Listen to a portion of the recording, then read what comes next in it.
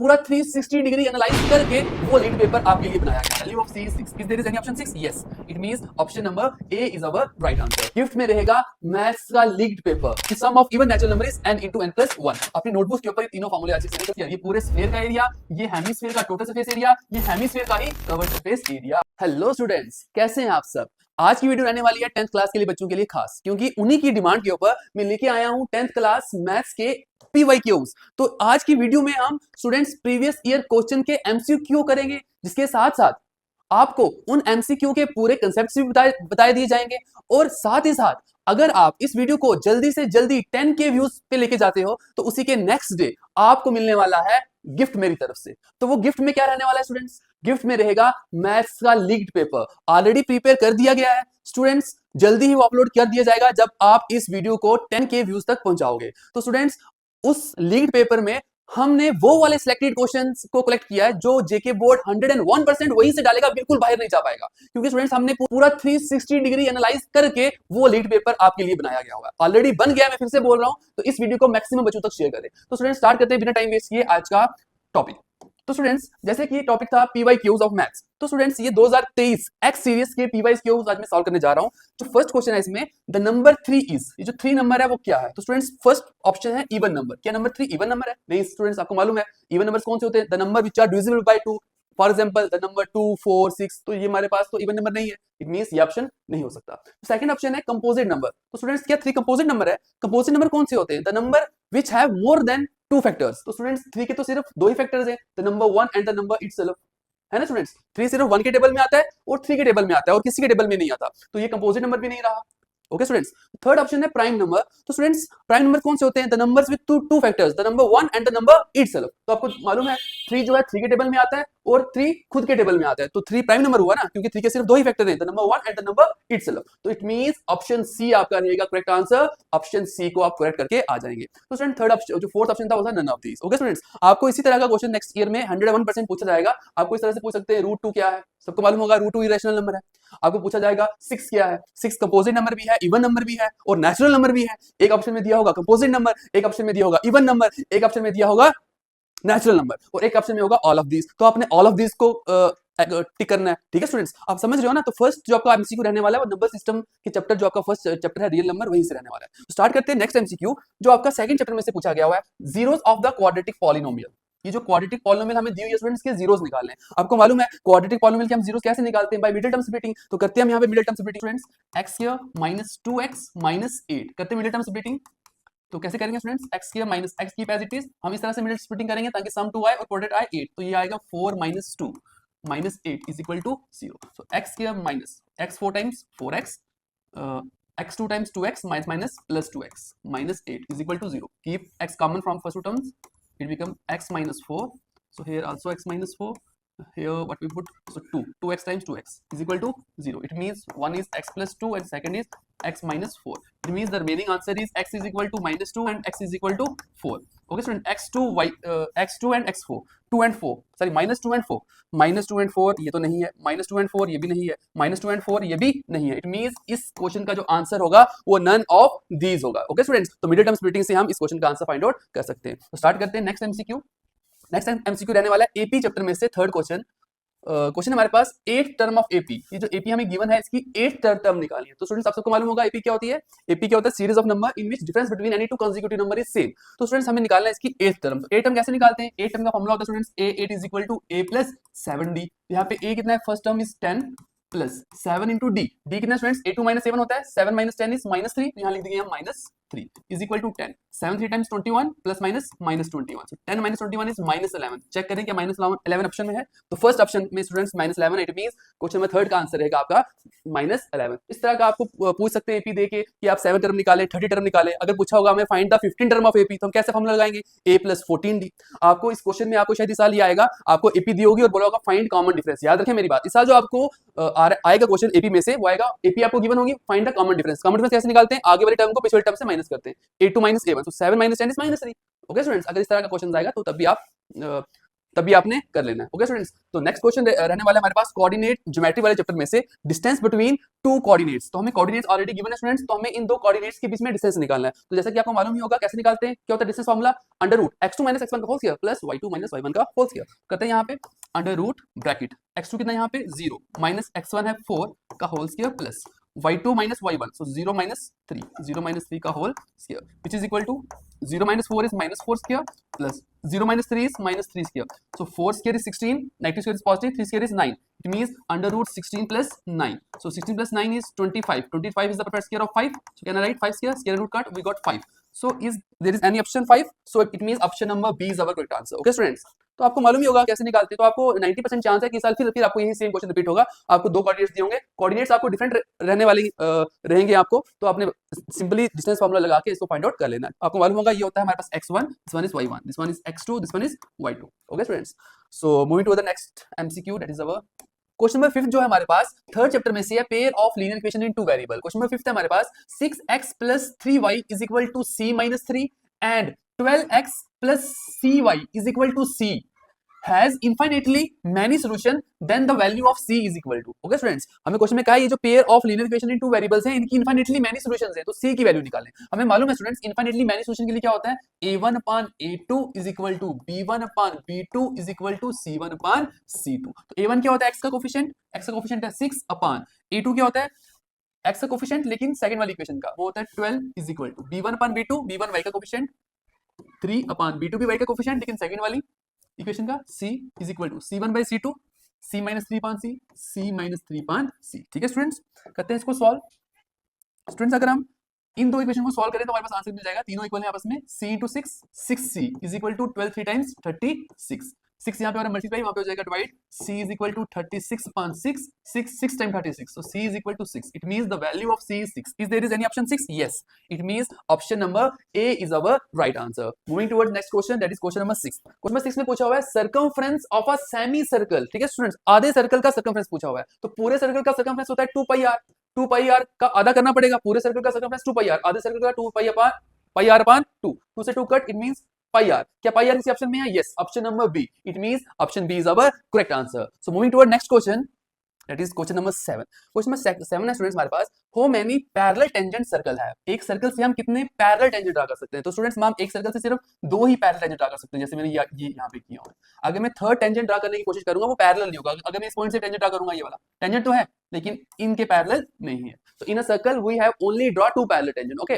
सो यहाँ पे ऑप्शन है कोई 2, yes, it means option number A is the correct answer. अगर एग्जाम में आपको इस साल आएगा हाउ मेनी टेंजेंट सर्कल है, सर्कल से हम कितने टेंजेंट ड्रा कर सकते हैं, तो स्टूडेंट सर्कल से हम इनफाइनाइटली मैनी टेंजेंट ड्रा कर सकते हैं, क्योंकि टेंजेंट क्या होता है, a line touches the circle exactly at one point. तो ये सर्कल के एक पॉइंट से ये मैंने टेंजेंट ड्रा कर लिया, circle is a collection of point, her point का अपना अपना टेंजेंट होगा, ये भी टेंजेंट है, इस पॉइंट का इस तरह से टेंजेंट होगा, इस पॉइंट का इस तरह से टेंजेंट होगा, तो हर पॉइंट का अपना अपना टेंजेंट होता है। अगर क्वेश्चन आता है how many parallel tangent circle है, तो आंसर इज 2। लेकिन अगर आपको क्वेश्चन आता है how many tangent drawn from external point of a circle, circle के एक्सटर्नल पॉइंट, तो ये पॉइंट रहा, इस पॉइंट का नाम मैं ले लेता हूं ए। ओके स्टूडेंट्स, अब इस पॉइंट से हम कितने टेंजेंट ड्रा कर सकते हैं सर्कल से, how many tangent drawn from external point of a circle. तो इस पॉइंट से अगर मैं टेंजेंट ड्रा करूं, एक तो ये ड्रा कर सकता हूं और एक तो ये, कितने कितने टेंजेंट हुए, तो अगर मैं ऐसे ड्रा करने की कोशिश करूंगा तो ये तो मेरे पास सेकंड बन जाएगा। ओके स्टूडेंट्स, तो एक सर्कल के एक्सटर्नल पॉइंट से भी हम सिर्फ 2 टेंजेंट ड्रा कर सकते हैं। ओके स्टूडेंट्स, आई रिपीट, एक सर्कल से हम इनफाइनाइटली मेनी टेंजेंट ड्रा कर सकते हैं, सर्कल से हम पैरेलल टेंजेंट सिर्फ 2 ही ड्रा कर सकते हैं, और सर्कल के एक्सटर्नल पॉइंट से भी हम सिर्फ 2 टेंजेंट ड्रा कर सकते हैं। तो इस तरह के नेक्स्ट ईयर में क्वेश्चन आ सकता है। तो नेक्स्ट हमारे पास रहा प्रोबेबिलिटी चैप्टर में से question, a card is drawn from the pack of 52 cards. मेरे हाथ में 52 कार्ड्स हैं और 52 कार्ड में से मैंने आपको कहा एक कार्ड को उठा लो बिना देखे। Question is what is the probability of getting heart, कितना चांस है कि हर्ट कार्ड आपके हाथ में आएगा। तो स्टूडेंट्स आपको मालूम होगा जो heart total number of heart cards होते हैं वो होते हैं हमारे पास 13। तो कैसे निकालते हैं probability of getting heart card, तो total number of heart cards होते हैं 13, total cards is 52, 13 1 times 13, 13 4 times 52, answer is 1/4। Is there is any option 1/4? Yes, it means option number C is our right answer. तो students next question को करने से पहले आप मेरी वीडियो को मैक्सिमम बच्चों तक शेयर किया करें, ताकि आपको भी मैक्सिमम बेनिफिट मिल पाए। आप जितना शेयर करोगे, जितने मेरे वीडियोस को व्यूज आएंगे, उसी तरह से मैं आपको प्रॉपर गाइडेंस के साथ मोस्ट इंपॉर्टेंट क्वेश्चन भी बताता रहूंगा, और आपको पीडीएफ की फॉर्म में अपने हैंड रिटन नोट्स भी प्रोवाइड करूंगा। जिन जिन बच्चों को फिजिक्स के, केमिस्ट्री के, बायो के नोट्स चाहिए तो मुझे डीएम करें मेरे व्हाट्सएप नंबर के ऊपर, डिस्क्रिप्शन बॉक्स में आपको व्हाट्सएप नंबर मिल जाएगा। तो प्लीज मेरे चैनल को सब्सक्राइब भी करें और मैक्सिमम बच्चों तक शेयर करें। चलते हैं नेक्स्ट क्वेश्चन की ओर। Next question is our 9th question, 1 minus cos square 30 is equal to 1 minus cos square 30 is equal to, students आपने फार्मूला पढ़ा होगा sine square theta plus cos square theta is equal to 1। Okay students, अगर मैं cos square theta को वहां लेके जाऊं तो क्या बन जाएगा, sine square theta is equal to 1 minus cos square theta. Okay students, it means 1 minus cos square theta वो होता है साइन स्क्वायर थीटा के इक्वल। तो ये हमारे पास है 1 माइनस कॉस स्क्वायर 30। थीटा की जगह क्या है हमारे क्वेश्चन में, 30 है। ओके स्टूडेंट्स, तो किसके इक्वल हो जाएगा, वो इक्वल हो जाएगा साइन स्क्वायर 30 के इक्वल हो जाएगा। साइन स्क्वायर 30 देखो कोई ऑप्शन में है, साइन स्क्वायर 30 ऑप्शन बी तो रहेगा आपका सही आंसर। ओके स्टूडेंट्स, इस तरह के क्वेश्चन आपको नेक्स्ट ईयर में भी आ सकते हैं, तो मैक्सिमम क्वेश्चन को प्रैक्टिस करें। ओके स्टूडेंट्स, पहले फार्मूलाज को अच्छे से रीड करें, फिर क्वेश्चन के ऊपर आए। ओके स्टूडेंट्स, नेक्स्ट आपको रहने वाला क्वेश्चन नंबर 10। क्वेश्चन नंबर 10 हमारे पास, the product of zeros of the quadratic equation. Okay students, तो क्वाड्रेटिक इक्वेशन दी है, हमने निकाला है product of roots. Product of roots निकालने का फार्मूला आपको मालूम होता है C upon A, it means constant term upon coefficient of X square. Constant term कितनी है यहाँ पे, -5 upon A means coefficient of X square, X square का कोएफिशिएंट है √5, तो -5 अपॉन √5 ऑप्शन में तो नहीं मिलने वाला। इसको हम फर्दर सॉल्व करते हैं, क्योंकि आपको मालूम है डोमिनेटर में रूट नहीं होना चाहिए, तो करते हैं रेशनलाइज द डोमिनेटर, √5 से मल्टीप्लाई भी और √5 से डिवाइड भी। तो क्या होगा स्टूडेंट्स हमारे पास, 5 इंटू √5 माइनस √5। ओके स्टूडेंट्स, नीचे आएगा √5 इंटू √5 √25, √25 होता है 5 का प्रोडक्ट स्क्वायर, तो ये आ जाएगा 5। √5 into √5 is √25, √25 is the product square of 5, तो ये आ गया 5। 5 से 5 कट, तो आंसर इज -√5। चेक करें क्या -√5 क्या किसी ऑप्शन में है, yes students, option number C. Okay students, बहुत से बच्चे इस क्वेश्चन को यहाँ तक ही सॉल्व करेंगे और कहेंगे कि -5 पान √5 ऑप्शन में ही नहीं है। तो स्टूडेंट्स आपको मालूम है, जब भी डोमिनेटर में रूट होता है तो हमें रेशनलाइज द डोमिनेटर करना होता है। Okay students, dominator is always free from root, तो हमने रेशनलाइज द डोमिनेटर करके आंसर आ गया हमारे पास -√5, it means option number C is the correct answer. Okay students, आपको प्रोडक्ट ऑफ जीरोस पूछा था लास्ट ईयर, आपको इस बार सम ऑफ रूट्स भी पूछ सकते हैं। जैसे कि सम ऑफ रूट्स का फार्मूला आपको मालूम ही होगा, वो होता है -b/a। -b क्या होता है, कोएफिशिएंट ऑफ x। अगर इसी क्वेश्चन में मैंने सम ऑफ रूट्स निकालना होता, सम ऑफ रूट फार्मूला होता है -b/a, माइनस ऐसे लिखा फार्मूले का b होता है कोएफिशिएंट ऑफ x, x का कोएफिशिएंट कितना है 3 अपॉन a कितना है √5। फर्दर इसको करेंगे रेशनलाइज द डोमिनेटर और आंसर को निकाल लेंगे। Okay student, sum of zeros और प्रोडक्ट ऑफ जीरोस में से आपको क्वेश्चन बन सकता है 2025 के एग्जाम में। तो moving towards question number 11। Okay students, now question number 11 is HCF of two prime number. HCF of two prime number, students मैं दो प्राइम नंबर ले लेता हूं, 2 और 3। ओके स्टूडेंट्स, हम सबको मालूम है 2 और 3 प्राइम नंबर चाहिए। क्वेश्चन में पूछा हुआ है HCF क्या होता है दो प्राइम नंबर का। Students HCF of two prime number is always 1। निकालते हैं स्टूडेंट्स, 2 किस टेबल में आता है, 2 और 1 के टेबल में, 3 किस टेबल में आता है, 3 और 1 के टेबल में, तो कॉमन क्या है, सिर्फ 1 ही तो आया। HCF of two prime number is always 1, keep in mind. Okay students, HCF of two prime number is always 1। Next question is the sum of first n natural number is n into n plus 1 upon 2, 101% correct. इसका answer 2 होगा students. n natural number का जब भी हमें सम निकालना होगा तो हम एक फार्मूला यूज कर सकते हैं। यहाँ पे मैं यहाँ पे लिख देता हूँ, फार्मूला होता है n into n plus 1 upon 2। ठीक है स्टूडेंट्स, n होता है नंबर ऑफ टर्म्स। मैं आपको एक एग्जांपल देके समझाने की कोशिश करूंगा।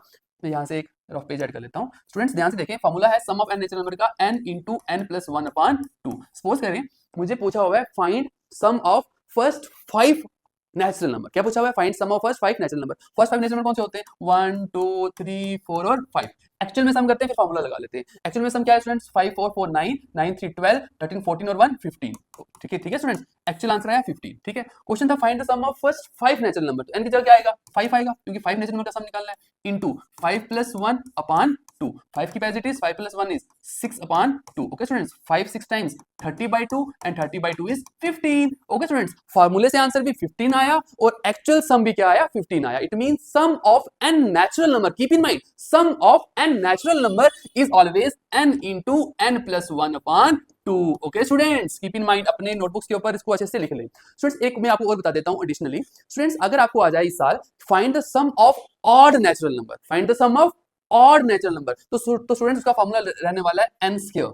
What, n square. अगर ऑड नेचुरल नंबर का अगर आपको आएगा find the sum of odd natural number, तो उसका आंसर रहने वाला है n स्क्वायर। अगर आपको आया find the sum of even natural number, तो स्टूडेंट्स इवन नेचुरल नंबर का जो फार्मूला होता है वो होता है n into n plus 1। तो ये तीनों फार्मूले, ये है ऑड नेचुरल नंबर का सम निकालने का फार्मूला, ये है इवन नेचुरल नंबर का सम निकालने का फार्मूला, और ये है नेचुरल नंबर के सम निकालने का formula. Sum of natural number is n into n plus 1 upon 2, sum of odd natural number is n square and sum of even natural number is n into n plus 1। अपनी notebook के ऊपर ये तीनों फार्मूले अच्छे से लिख लें। 2023 में ये आया था, मे बी आपको इस साल आपको 25 में या तो ऑड का सम या इवन का सम भी पूछ सकते हैं। Moving towards next questions. Okay students, 12 हो गया हमारे पास, 12 का आंसर ट्रू है। Next is question number 13। Question number 13 is find the value of cos theta is increases as theta increases. Students हमें मालूम है cos 0 की वैल्यू होती है 1, cos 30 की वैल्यू होती है √3/2, cos 45 की वैल्यू होती है 1/√2, cos 60 की वैल्यू होती है 1/2, इसी तरह से cos 90 की वैल्यू होती है 0। क्वेश्चन में पूछा हुआ है जैसे हम थीटा को इंक्रीज करते हैं, ये है cos 0 डिग्री की वैल्यू, ये है 30 डिग्री की वैल्यू, ये है 45 डिग्री की वैल्यू, ये है cos 60 डिग्री की वैल्यू, cos 90 डिग्री की वैल्यू। क्वेश्चन में कहा हुआ है जैसे जैसे हम थीटा को बढ़ाते हैं, मतलब कि एंगल को बढ़ा रहे हैं, क्या वैल्यू भी बढ़ती है? देखो बच्चों, वैल्यू 1 से क्या हो गई, 0 हो गई ना, वैल्यू डिक्रीज हो रही है। लेकिन क्वेश्चन में पूछा हुआ है the value of cos theta increase as theta increase. नहीं बच्चों, थीटा के बढ़ाने से cos की वैल्यू कम होती है, बढ़ती नहीं है, इंक्रीज नहीं होती। इसका आंसर मतलब फॉल्स आएगा, आपने इसको फॉल्स करना है। Given statement is false. Okay students, अगर आपको क्वेश्चन आता है the value of sine instead of cos, students अगर आता है the value of sine theta is increase as theta increase, तो उसका आंसर ट्रू आएगा। मैं बताता हूं किस तरह से। आपको मालूम होगा स्टूडेंट्स, मैं यहाँ पे रेज कर देता हूं थोड़ा सा। स्टूडेंट्स आपको मालूम होगा साइन 0 की वैल्यू क्या होती है, 0। साइन 30 डिग्री की वैल्यू क्या होती है, 1/2। साइन 45 की वैल्यू क्या होती है, 1/√2। जिस बच्चे ने ट्रिग्नोमेट्री नहीं देखा, मैंने वन शॉट वीडियो ऑलरेडी इस चैनल के ऊपर डाल के रखा हुआ है, उसको भी देखें, प्लेलिस्ट से चेक करें। नेक्स्ट, साइन 60 की वैल्यू होती है हमारे पास √3/2 एंड देन साइन 90 की वैल्यू होती है 1। ठीक है स्टूडेंट्स, अगर क्वेश्चन आपको आता है what happen when the theta is increase, what is the value of sine as theta increase, आपको दिख रहा है वैल्यू भी बढ़ रही है, पहले 0 थी, फिर 1/2 मीन 0.5 करते करते 1 आ गई वैल्यू। ठीक है स्टूडेंट्स, अगर हमारे पास आता है the value of sine theta is increase as theta increase, तो आंसर 2 आएगा। लेकिन यहाँ पे क्वेश्चन में जो बोर्ड के 2023 में जो एग्जाम में जो क्वेश्चन आया था वो था the value of cos theta increase as theta increase. No, cos theta के बढ़ने से वैल्यू कम हो रही है। Okay students, moving to next question. Question number 14, all dash triangle are similar, so all equilateral triangle. यहाँ पे दो ऑप्शन दिए हुए स्टूडेंट्स, सभी इक्विलेटरल ट्रायंगल्स क्या होती हैं, सिमिलर। आपको मालूम होगा सिमिलर ट्रायंगल्स क्या होती हैं, सिमिलर ट्रायंगल्स की दो ही कंडीशन होती है, having if the corresponding sides are in the same ratio and corresponding angles are equal, then triangles are similar.